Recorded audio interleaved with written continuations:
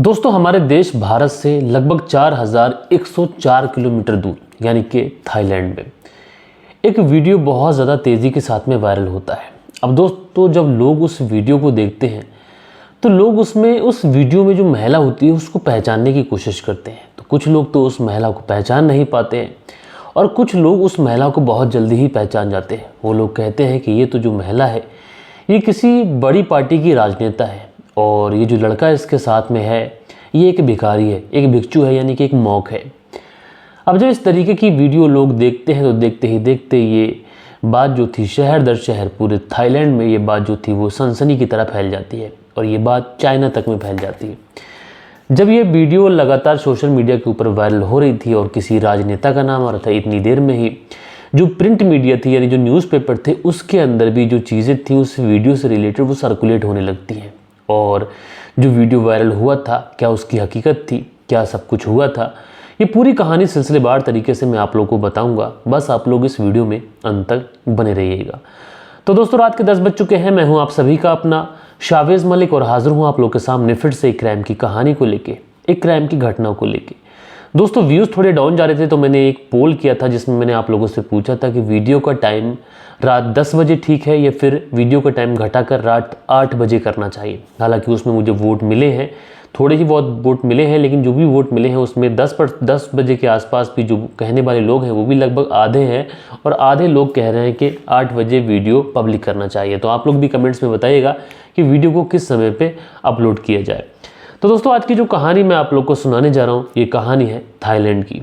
और दोस्तों थाईलैंड में इसी 5 मई की सुबह सुबह एक वीडियो बहुत ज़्यादा तेज़ी के साथ में वायरल होता है। अब दोस्तों जब इस वीडियो को लोग देखते हैं तो लोग बड़ा हैरान होते हैं क्योंकि ये जो वीडियो था ये किसी और का नहीं बल्कि वहीं पर एक जानी मानी राजनेता है जिनका नाम है प्रापापोर्न चाइबाकोह, जो कि महिला राजनेता हैं, उम्र लगभग 45 साल के आसपास है, एक बड़ी पार्टी से संबंध रखती हैं। जब इस तरीके का इनका वीडियो सोशल मीडिया के ऊपर वायरल होता है तो लोग इस वीडियो की सच्चाई जानना चाहते हैं, लेकिन कुछ बड़ी बड़ी जो मीडिया कंपनी होती हैं जो न्यूज़पेपर चलाती हैं, जैसे डेली मेल की अगर हम लोग बात करें तो डेली मेल जो था वो इनके जो पति होते हैं जिनका नाम है टीआई, उनसे बातचीत करता है कि आखिर ये वीडियो क्या है, क्या सच्चाई है इसकी। तो जो टीआई है उसके बाद में जो कहानी बताते हैं, यकीनन दोस्तों ये कहानी अपने आप में एक ऐसी कहानी है जो पति और पत्नी के रिश्ते को शर्मसार करने वाली कहानी है, माँ और बेटे के रिश्ते को शर्मसार करने वाली कहानी है। हालांकि इसमें जो महिला राजनेता है जिनका नाम है प्रापापोर्न वो कुछ और बात बता रही है। दरअसल जो टीआई है ये बताते हैं कि 1 साल पहले की बात है। हालांकि जो टीआई है इनकी उम्र लगभग 64 साल के आसपास है और इनकी जो पत्नी है जिनका नाम है प्रापापोर्न उनकी उम्र लगभग 45 साल के आसपास है और दोनों पति पत्नी बेहद खुश तरीके से रह रहे होते। जो प्रापापोर्न है ये एक बड़ी राजनेता है, पति टीआई भी अच्छा काम करते हैं, सब कुछ ठीक चल रहा था, दोनों के बीच में बेइंतहा मोहब्बत, सब कुछ ठीक। लेकिन दोस्तों उसके बाद में पिछले साल की ये बात है कि ये लोग एक मंदिर में पहुंचते हैं। जब ये वहाँ पर पहुँचते हैं, पहुँचने के बाद में इन्हें एक लड़का दिखाई पड़ता है जिस लड़के का नाम होता है फ्री महा, जो कि एक मॉक है, भिक्षु है। जब प्रापापोर्न और इनका जो पति होता है टीआई जब उस लड़के को देखते हैं तो उससे इनकी बातचीत होती है। तो जो प्रापापोर्न है ये कहती है कि इस लड़के की प्रति से बहुत ज़्यादा दया आ रही है, बहुत ज़्यादा करुणा आ रही है, क्यों ना हम इस बेटे को गोद ले लें, इस बच्चे को गोद ले लें, क्योंकि हमारी कोई औलाद भी नहीं है। तो जो टीआई होता है ये पत्नी की जो भावनाएं होती हैं उसे ध्यान में रखते हुए कहता है ठीक है, जैसा तुम्हें अच्छा लगे वो तुम कर लो, अगर तुम चाहती हो जो फ्री महा है जो कि एक मॉक है उसको हम लोग गोद लेने तो तुम गोद ले लो। उसके बाद में ये लोग फ्री महा को गोद ले लेते हैं। अब उसके बाद में जो फ्री महा था ये इनके घर में रहने लग जाता है, सब कुछ ठीक चल रहा था। लेकिन दोस्तों एक दिन जो टीआई है जब ये अपने घर में आते हैं तो देखते क्या है कि इनकी जो पत्नी है ये फ्री महा का जो रूम है उसमें काफ़ी ज़्यादा पर्दे भी पड़े हुए हैं, केबिन बना हुआ है, उसमें जाते हुए अपनी पत्नी को देखता है। ऐसा उसने डेली मेल अखबार को बताया। अब जब अपनी पत्नी को उस रूम के अंदर जाते हुए देखता है तो उसे बड़ी हैरानी होती है कि आखिर उसकी पत्नी उस रूम के अंदर गई और गेट बाहर अंदर से लॉक हो गया। उसके बाद में उसने उस गेट को बहुत ज़्यादा खटखटाया, बहुत ज़्यादा आवाज़ें भी दी, लेकिन ना तो अंदर से कोई गेट खोलने आया और ना तो किसी भी तरीके का कोई रिस्पॉन्स मिला। हालांकि कुछ घंटे इंतज़ार करने के बाद में जब टीआई वहीं पर बैठा रहता है वो सोचता है कि उसकी पत्नी बाहर निकल के आए तो वो उससे पूछे। अब दोस्तों उसके बाद में जब प्रापापोर्न उस कमरे से निकल के आती हैं तो टीआई उनका पति उनसे पूछता है कि आखिरकार तुम उस कमरे के अंदर करने क्या गई थी। और जब मैं तुम्हें आवाज़ लगा रहा हूँ, जब मैं गेट खटखटा रहा हूँ, तो तुम फिर दरवाज़ा क्यों नहीं खोल रही हो। तो उसके बाद में जो प्रापापोन है वो कहती है कि दरअसल वो अपने बेटे फ्रीमाह के साथ में प्रार्थना कर रही थी, प्रार्थना में एक तरीके से महब थी, इस वजह से उसने गेट नहीं खोला और वो अपने बेटे के साथ में सिर्फ प्रार्थना कर रही थी और तुम इस तरीके की बातें आखिर क्यों कर रहे हो। आखिरकार टीआई जो था उसको शक तो हो जाता है, लेकिन वो किसी भी तरीके का सबूत उसके पास होता नहीं है, तो वो उससे कुछ कह नहीं पाता। अब टीआई को आए दिन ये बातें सताने लगती हैं कि अगर वो काम के सिलसिले में कहीं बाहर जाएगा तो उसकी जो पत्नी है शायद अपने बेटे फ्रीमाह के साथ में कुछ आपत्तिजनक करे। अब यही बातें उसके दिमाग में चलने रहती हैं। अब दोस्तों 5 मई साल 2024 का ये वो दिन है कि जो टीआई होते हैं काम के सिलसिले में अपने घर से लगभग 500 किलोमीटर दूर होते हैं और उसी समय वो अपनी पत्नी को फ़ोन लगाते हैं। अब दोस्तों जब वो अपनी पत्नी को फ़ोन लगाते हैं तो पत्नी किसी भी तरीके का कोई रिस्पॉन्स नहीं देती है, अपना तो कॉल उठाती है ना मैसेज का जवाब देती है। अब जो टीआई होते हैं ये बेहद परेशान हो जाते हैं, बेहद इनके दिमाग में कुछ अलग अलग तरीके की चीज़ें चलने लगती हैं और उसके बाद में ये वहाँ से गाड़ी उठाते हैं और गाड़ी उठाने के बाद में ये तेज़ रफ्तार से गाड़ी चलाते हैं। अब दोस्तों थोड़ा बहुत सफ़र नहीं था, ये सफ़र था लगभग 500 किलोमीटर का और इस 500 किलोमीटर सफ़र तय कर उसे अपनी पत्नी से मिलना था।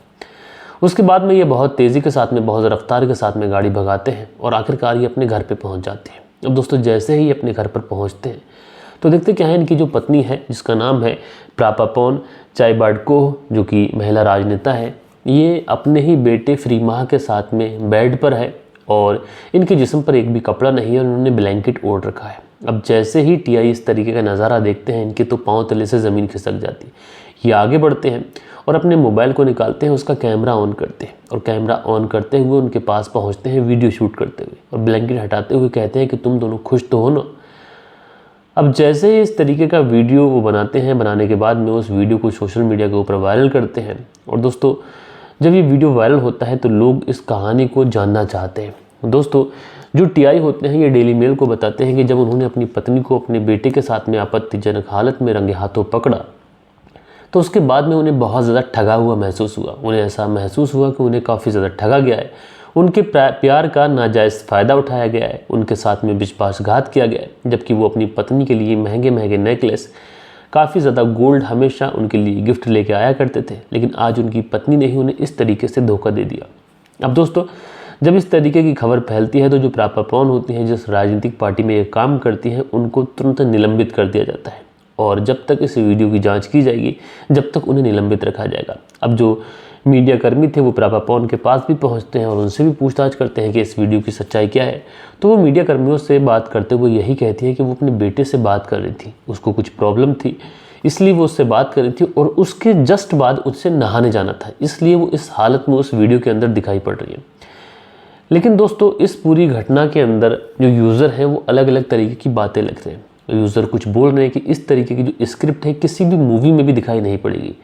दरअसल एक व्यक्ति है जिसकी उम्र 64 साल है, एक महिला है जिसकी उम्र 45 साल है। लाजमी सी बात है कि इनके बीच में जो सेक्सुअल रिलेशनशिप होगा वो इतना अच्छा नहीं होगा। इस तरीके की बातें यूज़र सोशल मीडिया पे लगातार लिखते हुए दिखाई पड़ रहे हैं और इस वजह से इन्होंने इस बच्चे को गोद लिया जिससे वो अपनी जो ज़रूरतें होती हैं वो पूरा कर सके। वाकई दोस्तों जब ये सोशल मीडिया के ऊपर वीडियो वायरल होता है तो लोग तरह तरह की बातें करना शुरू कर देते हैं। लेकिन दोस्तों इस वीडियो की सच्चाई क्या है क्या नहीं है ये तो अभी जांच का विषय है और इस वीडियो पे जांच चल रही है। लेकिन उनके पति ने जो डेली मेल को सारी बात बताई और जो चाइना के अंदर अखबार के अंदर भी चीज़ें पब्लिश हुई वो यही है कि एक महिला राजनेता है, उनका उनके ही बेटे के साथ में आपत्तिजनक हालत में वीडियो वायरल होता है और जिसके बाद से उनके पति ने उनके ऊपर अलग अलग दावा ठोका है कि उसकी पत्नी ने उसको धोखा दिया और वो अपने बेटे जिसका नाम फ्रीमाह है उसके ऊपर इल्ज़ाम लगाते हुए कहते हैं कि उसने उनकी पत्नी को बहकाने की कोशिश की है, उसे धोखा दिया है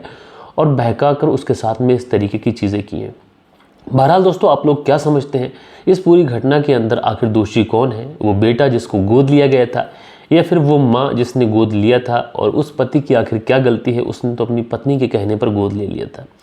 दोस्तों आप लोग को जो भी लगता है कमेंट्स करके ज़रूर से ज़रूर बताएगा और आप लोग के जो भी कमेंट्स कल के दिन आए हैं अब वक्त होता है कि आप लोग के कमेंट्स पढ़े जाएं। सो दोस्तों हमारे वीडियोस पे जो कल के दिन कमेंट्स आए इसमें पहला कमेंट्स है जयराज जी का, लिखते हैं आपके बोलने का जो अंदाज़ है ये मुझे बहुत अच्छा लगता है, तो भाई बेहद आपका शुक्रिया। उसके बाद में दिल बहादुर सिंह है, लिखते हैं मिस्टर मलिक कहानी बहुत अच्छी है, थैंक यू फ्रॉम लंदन। तो भाई दिल बहादुर सिंह जी, आप लंदन से हमारी कहानी सुनते हैं, बेहद शुक्रिया। उसके बाद में विनोद उपाध्याय जी हैं, लिखते हैं शाविज़ मलिक जी, नमस्कार, कहानी बहुत ही अच्छी है, बेस्ट ऑफ लक। तो भाई आपका बहुत बहुत शुक्रिया। उसके बाद में AR617 यानी अनिल सालुंके जी, और ये बहुत सारी शिकायतें हमें इस कमेंट्स में करते हैं।